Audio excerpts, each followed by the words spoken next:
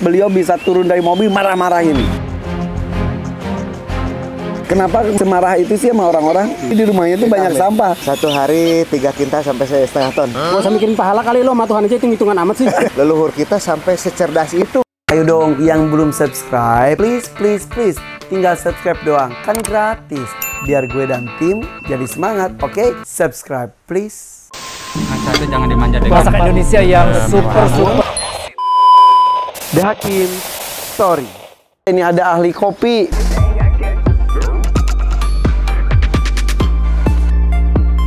Sebetulnya sih bukan Belanda mengarahkan kita minum air, bisa nggak?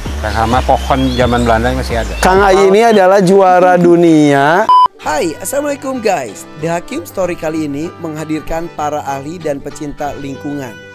Ada Mas Heri Blangkon dan juga Kang Dodi. Waduh, Kang Dodi, sahabat saya juga ini luar biasa dari Baduy Kota.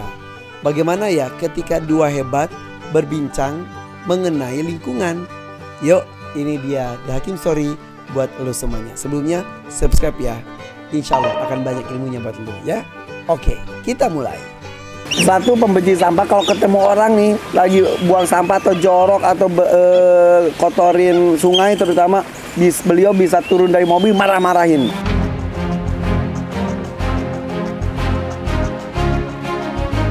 Sementara kalau beliau kalau ada sampah dia kumpulin. Ya. Jadi di rumahnya tuh banyak sampah. Satu hari 3 kintal sampai 1,5 ton. Sampai 500. Saya ambil sampah organik ya, sampah plastik kita musnahkan. Kalau yang organik itu bukan sampah, bahan organik. Bahan organik. Makanan makhluk lain. Tapi kan? orang menganggap itu adalah sampah. Ya, betul. Iya. Ya. Kenapa semarah itu sih sama orang-orang? Enggak, saya nggak mau. Nggak marah. Tapi nggak ada videonya aja. Kalau itu turun sampai marah-marahin loh. Bukannya marah, tapi sayang sama orang itu. Supaya orang itu tidak membuat celaka orang lain gitu. Emang dan tidak mencelakai dirinya, nanti dosa kan gitu kan. Dosa jariah. Dosa jariah. Sama kan satu frekuensi kan. Nih. Jadi kemarin sampai ada orang apa kuatnya Kang Dodi dipegang juga ya. Jadi jangan sampai kita tidak sadar melakukan dosa jariah.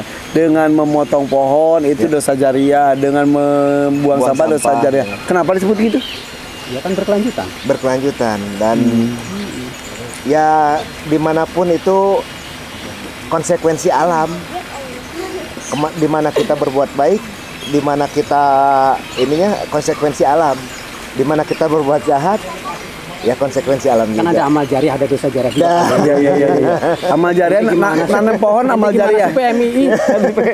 Jadi kalau amal jariah dengan nanam pohon kan menghasilkan oksigen. Tercium dan siapapun menghisap oksigen itu kita dapat pahalanya.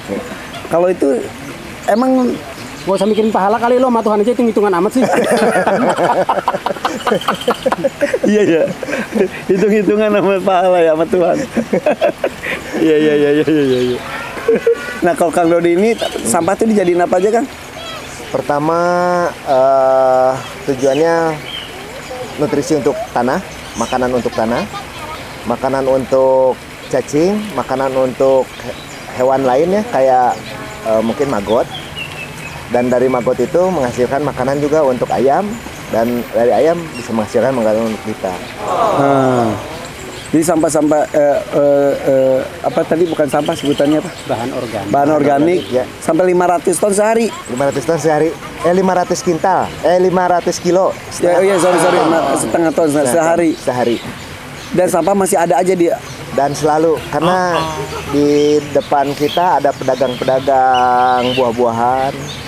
Hampir area 300 meter itu pedagang buah-buahan. Ya daripada dia buang sampah entah kemana yang menjadi dosa mereka, biar kita selamatin aja. Oke. Dan menjadi manfaat bagi ya banyak orang lah. Sebenarnya menyambungkan siklus daur hidup. Ya udah. Gitu. Jadi di situ mikroorganisme hidup, mikroorganisme. Triliunan makhluk hidup gaib yang diimani itu. Kita suruh beriman gitu kan. Iya, ada kan? Ya. Ya kasih ruang hidup juga gitu. Karena kita harus berkomunikasi dengan mereka. Mereka juga bertugas dari Sang Pencipta. Dia bertugas untuk menyelesaikan tugas-tugasnya semasa hidupnya. Mereka itu siapa? Mikroorganisme, cacing, burung, itu kan semua. Oke. Ini saya kalau nyediain gini juga ngasih mereka tempat tugas juga. Betul. Oke. Jadi mereka bertugas memberi ilmu untuk kita menyerap ilmunya. Iya. Kita amalkan aplikasi. Bang Ucok. Waduh. Ada Bang Ucok juga, guys. Bang. Iya. Makan, Bang. Udah kurusan loh Bang Ucok tuh.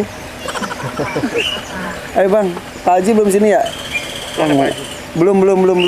Jadi kalau Kang Dodi itu nyebut kau bikin aviari itu seperti ruang penelitian. Ya, penelitian. Karena sesuatu yang tidak terdeteksi dan juga terekam di alam. Susah untuk kejangkau ya, susah dijangkau. Oh di sini kan kepantau. Kemarin baru dan A juga akan terpanggil seperti itu. Ini juga, oh iya ya ternyata aviari harus seperti ini. Nanti akan mengaplikasikannya di alam luas. Iya. Alhamdulillah sih udah mulai ya. Tapi ngomong-ngomong itu bukan dalam rangka mendomestikasi. Tidak. Justru kondisinya harus didomestifikasi dulu. Setelah itu dikembalikan ke habitatnya. Karena kalau dipaksa untuk di habitatnya tapi dia habitatnya di alam liar tidak mampu bersaing dengan orang-orang serakah, ya selamatin dulu lah. Ya, nah betul. Itu seperti ini ada rumah kebakaran ya, kita selamatin anak-anaknya dan lain-lainnya dulu. Ya, setelah rumah diperbaiki dan lain-lain baru kita kembalikan. Betul. Seperti itu ya. Dan dari situ kan proses juga untuk menginfluence teman-teman supaya sadar akan pentingnya ini gitu. Iya. Jadi kalau misalnya mereka sudah sadar, oh ya bahaya juga ya kita berburu, bahaya juga ya kita eco-rescue. Eco-rescue bagus. Ekosistem eco-rescue, benar. Kan udah banyak ekoteroris. Gimana ada bohong emang? Kemana-mana. Tapi kan ekoteroris relevan dan memang realistis. Iya. Biasa aja kali, jangan takut-takut. Kaget sama Gusti Allah aja. Makanya kita kosongin dulu baru kita bisa terima. Iya. Kalau kita penuh ya tabrakan lah, pasti kontra. Iya betul. Wah. Kemarin di sini saya masukin bebek. Ya. Bebek Mandarin. Baru dari siang sampai sore ada burung lagi mandi dimakan. Wah, kok bisa? Memang kan ini ya? Ternyata dan udah gitu akhirnya saya browsing di luar negeri juga seperti itu. Jadi ternyata bebek itu ketika dirinya merasa kurang protein, kan dia makan segala macam lah, ikan, terus bekicot dan lain-lain. Jika tidak ada burung kecil pun dimakan. Terbukti di sini burung ini, wah langsung akhirnya bebeknya diawetin karena kan ini tujuan utama, peran utamanya adalah burung. Ya, burung. Yang tidak bisa berdampingan dengan burung, sementara maaf dikeluarkan dulu walaupun di alam karena ini kan terbatas. Gitu. Ternyata pas lihat di browsing ada bener. Kata Kang Dodi, katanya salah satu menunjukkan cinta tanah air itu adalah dengan kita menjaga makanan kita yang terawasi A sampai Z-nya. Ya, betul. Gitu. Benar. Ya guys, dia udah tahu. Semua penyakit asalnya dari perut. Iya. Kunci sehat tuh perut. Kata hadis juga begitu, cuman gue lupa sebutnya, Arabnya gue lupa. Lu kan yang Habib kan. Kalau dia Habibnya bener. Ya. Itu marganya bener. Kalau marganya gue alkalin. Jadi kalau dia alnya bener, kalau gue alkalin. Alkalin nggak habis-habis. Cinta tanah air ya begitu. Kan kita badan kita terdiri dari tanah dan air, unsur tanah dan air. Kita diciptakan dari tanah kan. Jaga. Iya. Masa kita makan bukan yang berasal dari tanah gitu. Terus kira-kira nih setuju nggak kalau misalnya? Setuju. Kan tanah air itu apa? Ya termasuk badan kita. Kan simbol bendera Indonesia itu kan tanah air. Merah putih. Merah darah, tulang putih kan. Tulang unsur tanah, darah unsur air, tanah air. Ya itu ketika cinta tanah air dari dalam diri kita dulu, baru setelah kita menguasai diri kita, baru kita expand keluar. Jadi jangan ngobrolin luarnya terus diri kita nggak ini nggak mengerti tanah air sendiri gitu kan. Jagat cilik. Jagat cilik. Ini jagat cilik aku. Aku kasih tanah dan kasih air. Bumi alit, bumi alit. Jagat cilik, bumi alit, bumi alit. Sederhana kan. Nah, orang-orang nasionalis itu yang mencintai tanah air yang akan mencintai negaranya. Setelah mencintai diri sendiri, ya makanya kesel banget ketika tanah dan airnya di lingkungan kita dirusak. Kita betul, Bung? Bukan dirusak, diprivatisasi, dikapitalisasi. Ya kan kita udah ngajarin orang-orang lagi nanam, tempat nanam yang kagak ada. Ya benar. Tempat nanam yang hilang. Nanamnya hilang. Nah, nah itu. Berarti Anda anti pembangunan? Bukan. Itu privatisasi yang berlebihan. Jadi tanah yang harusnya modal ber NKRI hari ini jadi komoditi. Ya. Iya. Jadi Ibu Pertiwi itu dilacurkan karena suruh melacur jadi ekonomi. Ya. Ansih. Nah. Iya. Ya itulah cinta tanah air dengan Ibu Pertiwi itu kan sangat berkaitan. Berarti kan leluhur kita nggak sembarangan bikin bendera itu. Iya. Semua dari kata saja sudah berfilosofi, apalagi dari ini misteri-misteri angka, misteri-misteri huruf, misteri-misteri warna. Itu misteri benda itu udah falsafahnya banyak, dan leluhur kita sampai secerdas itu memikirkan filosofinya. Kita aja nggak cerdas ya. Makanya ajak-ajak kita ahli warisnya. Saya bukan kita. Saya. Kita anak-anak Ibu Pertiwi. Karena Ibu Pertiwi ibu itu kan indung tunggu rahayu. Ibu itu pangkal keselamatan. Ya inilah negeri ini yang membuat kita selamat tuh. Makanya ya kita harus menjaga tanah air.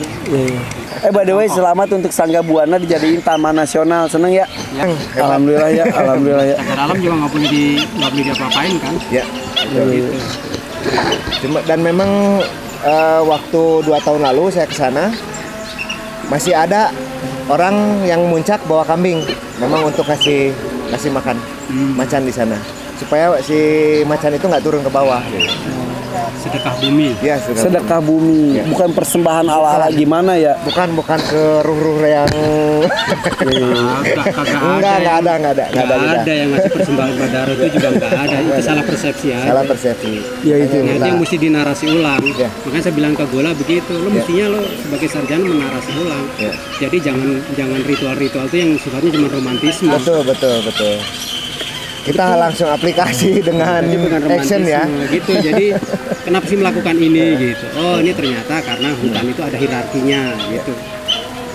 Jadi gue ngelepas binatang ini bagian dari sadar lian kata orang Jawa itu. Biadar ada kehidupan lain gitu.